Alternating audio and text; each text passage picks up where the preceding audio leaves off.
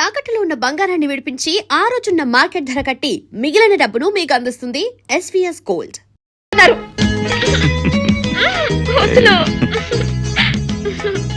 ఇంటికి వెళ్దాం మాదా. మా అమ్మ ఇంటి దగ్గర ఎదురు చూస్తూ ఉంటుంది. ఎదురు చూడటం కాదు, వరస కాని వాడితో నువ్వెక్కడ సరసాలాడుతున్నావు అని తెగ టెన్షన్ పడిపోతూ ఉంటుంది. మనం అనుకున్నట్టు పెళ్లి జరిగిపోయింది కదా, ఇంకా ఎందుకు ఈ వేషం? మా మమ్మీకి అంతా చెప్పేద్దాం మాదా. వద్దు రాణి, ముందు మీ అమ్మ నన్నుగా ఒప్పుకోవాలి. ఏంటి చెల్లమ్మా, ఏంటి హడాడుగు తిరుగుతున్నావు? అన్నయ్య, రాణి సినిమాకి వెళ్ళింది కదా, 11:00 అవుతోంది, ఇంకా ఇంటికి రాలేదు. కుర్రకారు కదా, సినిమా అయ్యాక ఏ హోటల్గా వెళ్ళుంటారు. అవునవును, అన్నగారు చెప్పినట్టుగా ఎక్కడో ఎంజాయ్ చేస్తూ ఉండుంటారు. అదేంటండి, వాళ్ళు భోజనానికి వస్తున్నారని గారెలు కోడి కూర రెడీ చేస్తున్నాను. వదినా, గారెలు అబ్బాయి వాళ్ళు వచ్చాక వేడివేడిగా చేయనా ఇప్పుడే చేసేనా? నీ ఇష్టం వచ్చినట్టు చేయమ్మా. మా వాడు ఆ రూమ్ ఖాళీ చేసినట్లేదు, బహుశా సినిమా అయిన తర్వాత అటు నుంచి అట్టే వెళ్ళి ఉంటారేమో. అయితే ఈ రాత్రికి వాళ్ళిద్దరూ ఆ హోటల్ రూమ్ లోనే ఉంటారా? అన్నయ్య, అబ్బే నేనే వాళ్ళదమ్మా, అన్నగారు ఏదో చెబుతుంటేను. ఒకసారి ఆ హోటల్కి ఫోన్ చేయి. తొందరగా చేయండి. ఎంత కొత్త మొగుడు పిల్లలైనా ముహూర్తం లేకుండా శోభనం చేస్తే వంశానికి అరిష్టం. సరేదా, వెళ్ళి నీ పని చూసుకో. పానంటే గుర్తొచ్చింది వదినా, అల్లుడి గారికి గారెలు గట్టిగా ఉంటే ఇష్టమా మెత్తగా ఉంటే ఇష్టమా మీకేమైనా తెలుసా? అబ్బా, నీ ఇష్టం వచ్చినట్టు చేయి. సరే చూడమ్మా, ఏంటి బావగారు? రాణికి ఏది ఇష్టమైతే అది చేయమ్మా. ఎందుకంటే ఈ మధ్య మావాడు కూడా రాణికి ఏది ఇష్టమైతే అది చేస్తున్నాడమ్మా. వాళ్ళిద్దరూ అలా కలిసిపోయారమ్మా. అలాగేనండి. ఎంగేజ్ అండి. ఎవరు పోనా మన వాళ్ళ? అన్నగారు కరెక్ట్ గా టైం చూసి జోకేస్తారు. చిలిపి. మమ్మీ, రాణి వచ్చేసావమ్మా. అబ్బబ్బబ్బబ్బబ్బా, ఏంటమ్మా ఏమైంది? ఏం చెప్పమంటారు అంకుల్? వివేక్ దంచేశాడు. నిజంగా? అవును అంకుల్, మేము సినిమా నుంచి తిరిగి వస్తుంటే రోడ్డు మీద మాధవ్ ఎదురై మమ్మల్ని ఆపి పిచ్చి పిచ్చిగా వాగాడు. దాంతో వివేక్ రెచ్చిపోయి తుక్కు రేకొట్టేశాడు. అమ్మయ్యా. ఆంటీ, ఓ ఆంటీ, రాణి చాలా చిలిపి. సినిమా చూస్తున్నంత సేపు రొమాంటిక్ సీన్ వచ్చినప్పుడల్లా అబ్బో నన్ను చంపేసింది అనుకోండి. నేనా? నువ్వేగా మన తొడపసం పెట్టి. చూసారా ఎంత అబద్ధాలు ఆడేస్తుందో. తనే నన్ను గిల్లి గిచ్చి అబ్బబ్బబ్బ నానాలని చేసేసింది అనుకోండి. సరే సరే, భోజనానికి రండి. బాబు, అమ్మాయికి నీకు భోజన గదిలోకి పంపడం మాతో పాటే తింటారా? సరోజా, అందరం కలిసి భోజనం చేయాలిగా ఇంతసేపు వెయిట్ చేసింది. అవును. ఓకే ఓకే ఓకే, ఆంటీ చెప్పినట్టే చేద్దాం. ఆంటీ 2 నిమిషాలు స్నానం చేసి వస్తాను. కమాన్ రాణి, వీపు రుద్దుదు గాని కమాన్.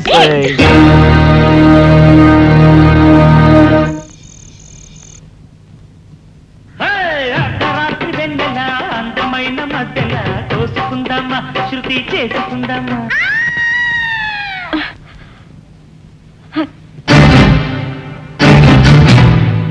రాణి,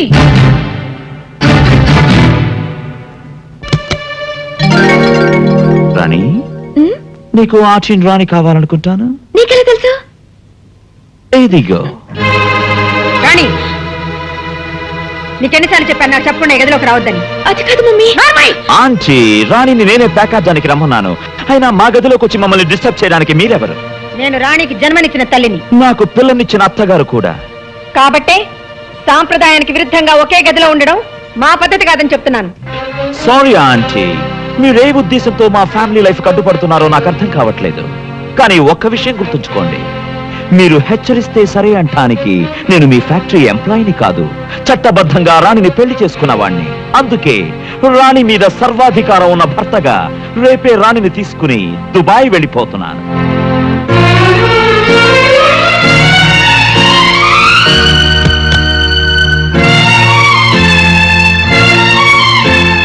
ఏమిటి వెళ్ళప్పుడు వచ్చావు? నిద్ర పట్టడం లేదా? నాకు నిద్ర పట్టకుండా చేయాలనేగా మీ ప్రయత్నం. నేనేం చేశాను? నా గుండెల్లో మంట పెట్టి, నా మనసుని క్షోభ పెట్టి, నా జీవితంతో ఆడుకుంటూ ఇంకా ఏం చేశాను అడుగుతున్నారా? ఆగిపోయారే, ఇంకా ఆడవండి. చిచ్చి, కన్న కూతురు జీవితం కళ్ళ ముందే నాశనం అయిపోతుంటే ఎలా చూస్తూ ఊరుకోగలుగుతున్నారండి? రాణిని నా కూతురని చెప్పగలుగుతున్నావు కానీ నేను నీ మొగుడని ఎందుకు అంగీకరించలేకపోతున్నావు? చూడండి, మీరు పరిస్థితిని అర్థం చేసుకోకపోతే అందరికీ మహాపాతకం చుట్టుకుని మీతో పాటే మీ పిల్లలు కూడా అన్యాయం అయిపోతారు. అయితే ఇప్పుడు ఏం చేస్తానంటావు? నా కంఠంలో ప్రాణం ఉండగా ఈ ఘోరాన్ని జరగనివ్వను. నేనే వెళ్ళి నా కూతుర్ని పెళ్లి చేసుకోబాబని ఆ మాధవని అడుగుతాను. ఒకసారి పెళ్ళైన నీ కూతుర్ని ఆ మాధవ్ ఎలా చేసుకుంటాడు? చేసుకునేలా చేస్తాను కోటేశ్వరరావు గారు. అతన్ని బతిమాలతాను, భంగపడతాను, అవసరమైతే కాళ్ళు కూడా పట్టుకుంటాను. నా ఆస్తి మొత్తం రాసిచ్చైనా మాధవ్తోనే నా కూతురు పెళ్లి జరిపిస్తాను. చూస్తారా?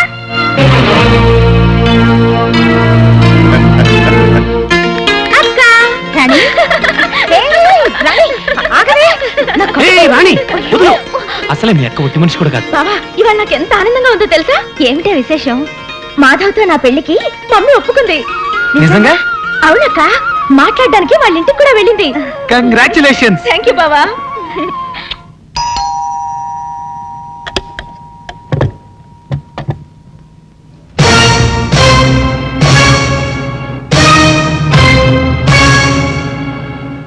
లోపలికి రావచ్చా? రాదగ్గ చోటని మీకు అనిపిస్తే రానివ్వడానికి నాకేం అభ్యంతరం లేదు. మీరింకా గతాన్ని మర్చిపోలేదనుకుంటాను. మన మధ్య ఒక గతం ఉందని ఇంకా గుర్తుంచుకున్నారే. మీరిలా దేపి పొడుస్తున్నది ఒకనాడు నేను చేసిన అవమానాన్ని మర్చిపోలేకేనని నేను ఊహించగలను. మరి అంత ఊహించగలిగిన మీరు నా ఇంటికి ఇంత నిబ్బరంగా ఎలా రాగలిగారు? ఒక ఆడపిల్ల తల్లిగా మీరు అంగీకరిస్తే కాబోయే వియ్యపురాలిగా. బియ్యపురాలుగానా?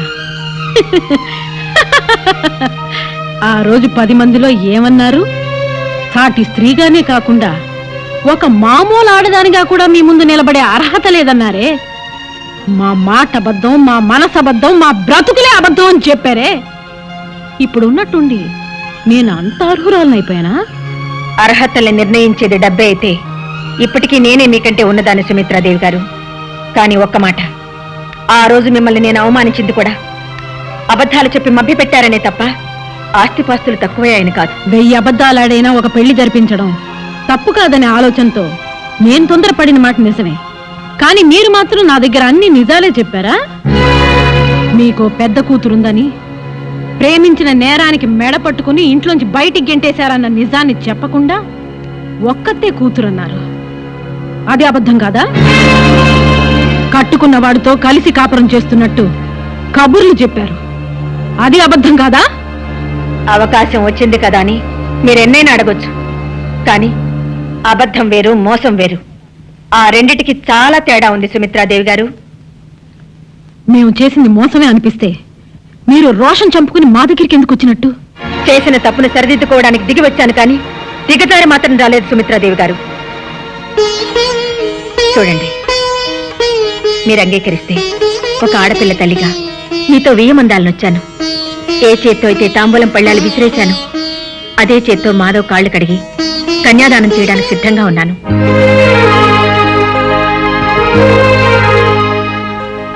సాటి ఆడదానిగా నేను మిమ్మల్ని అర్థం చేసుకున్నాను.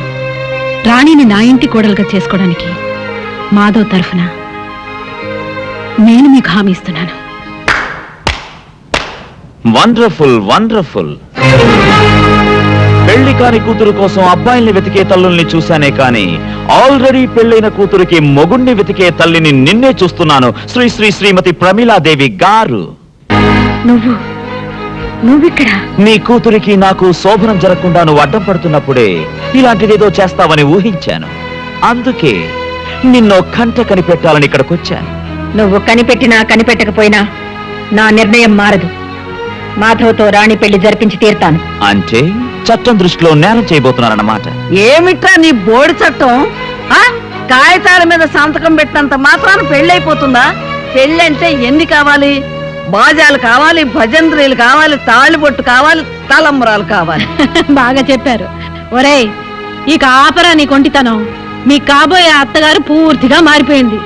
ఇంకా ఎందుకురా ఈ వేషాలు గెడ్డాలు? తీరే.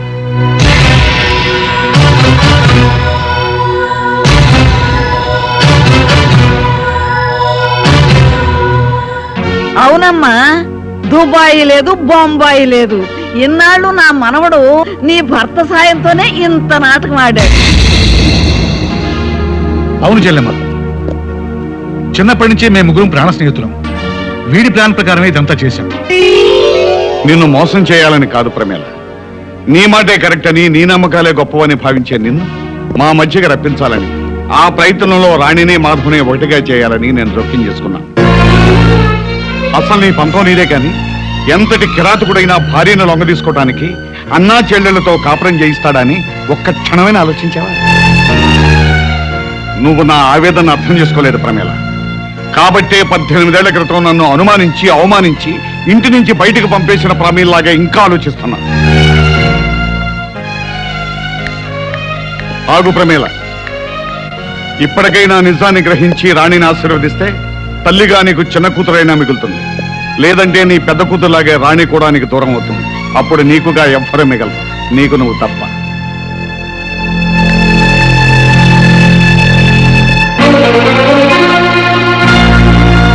అసలు నీ పంతం నీదే కాని ఎంతటి కిరాతకుడైనా భార్యను లొంగ తీసుకోవటానికి అన్నా చెల్లెళ్లతో కాపురం చేయిస్తాడని ఒక్క క్షణమైనా ఆలోచించావా?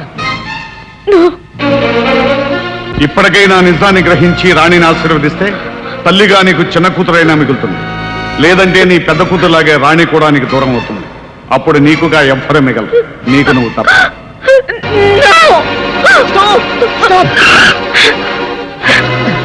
అతయ్య, మా నాన్న రాణిని మాధవిని కాళ్ళు ఎక్కించుకొని దయ్యాల బంగ్లా తీసుకెళ్ళిపోయాడు. రాణిని మా అన్నయ్యకి ఇచ్చి బలవంతంగా పెళ్లి చేస్తానట.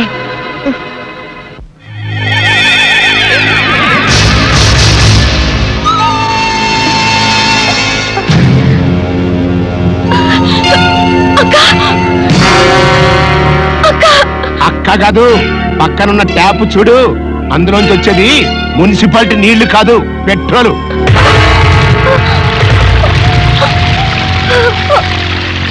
మర్యాదగా మా వాడిని పెళ్లి చేసుకోవడానికి ఒప్పుకో, లేకపోతే ఒక కగ్గిపుల్లతో కడుపులో ఉన్న బిడ్డతో సహా మీ అక్క సజీవదానం అయిపోతుంది. పెళ్ళైన ఆడపిల్లని మళ్ళీ పెళ్లి చేసుకోమడానికి నీకు సిగ్గులేదు? లేదు. ఎంతకీ నువ్వు మాట్లాడేది మీ రిజిస్టర్ మ్యారేజ్ గురించేనా? పిచ్చిదానా, రిజిస్టర్ మేనేజ్ చేసి ఎప్పుడో కాగితాలు తీసుకొచ్చానే, ఇదిగో నీకు చూపించి చించేద్దామని తీసుకొచ్చా.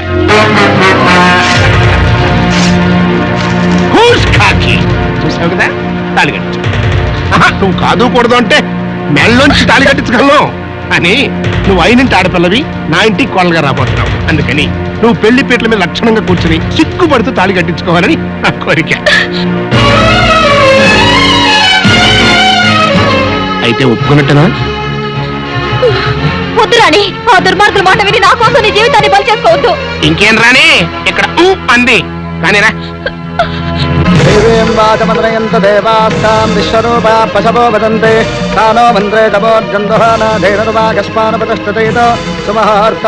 మంత్రులు గారు, చదివిన మంత్రాలు చాలు, ముందు తాళి కట్టించండి. సర్వమంగళ మాంగళ్యే శివే సర్వార్థ సాధకే శరణ్యే త్ర్యంబకే దేవి నారాయణి నమోస్తుతే. ఓం మాంగళ్యం తంతునానే నామ. అంటుకోరా.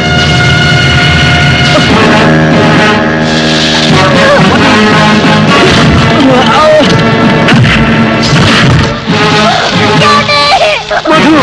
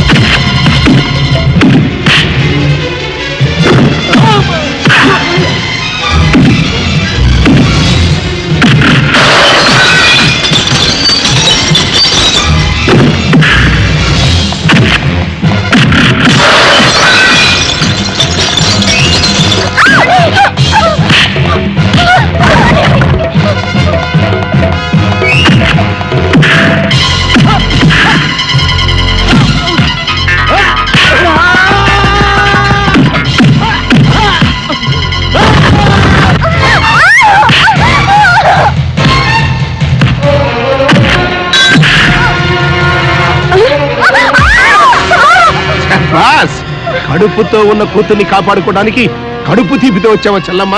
ఓకే, మేకతో పాటు పుల్లి కూడా ఫినిష్ చేసేస్తా.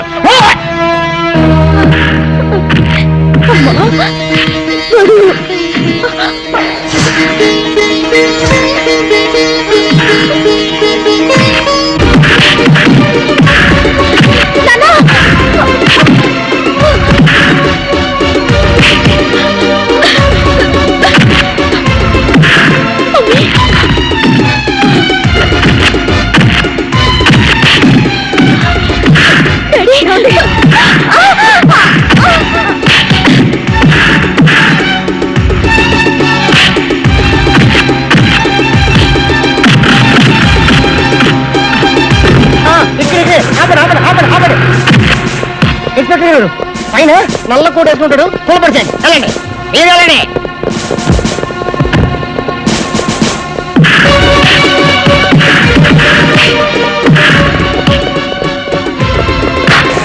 ఇదే పట్టుకోండి, తీసుకెళ్ళండి. తీసుకెళ్ళండి, వెళ్ళండి. జాయిచి పెట్టి ఇన్స్పెక్టర్ గారు తీసుకెళ్ళండి, ఉరేసేయండి.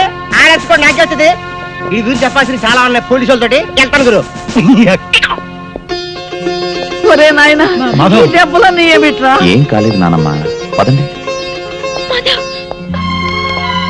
చూడు రాణి, ఎప్పటికైనా మీ అమ్మా నాన్న కలిసిన తర్వాతనే మన పెళ్లి. పదండి. హలో అల్లుడు,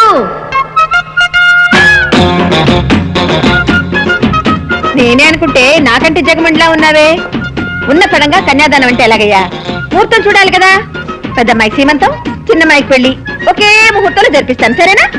రావయ్యా అల్లుడు. అదిగో అదిగో మళ్ళీ జరిపిస్తాను అంటున్నారు, అన్నయ్య గారిని కలుపుకోకుండా. సరే, అలాగే జరిపిస్తాము. మాట్లాడేమిటండి? ఇదిగో ఇదిగో చూసావా అల్లుడు, మీ అత్తయ్య డొక్కలో పడుస్తుంది. ఓ అంతే కదా, అదే మీ అమ్మాయి అయితే ఎక్కడ పొడిచేదో తెలుసు.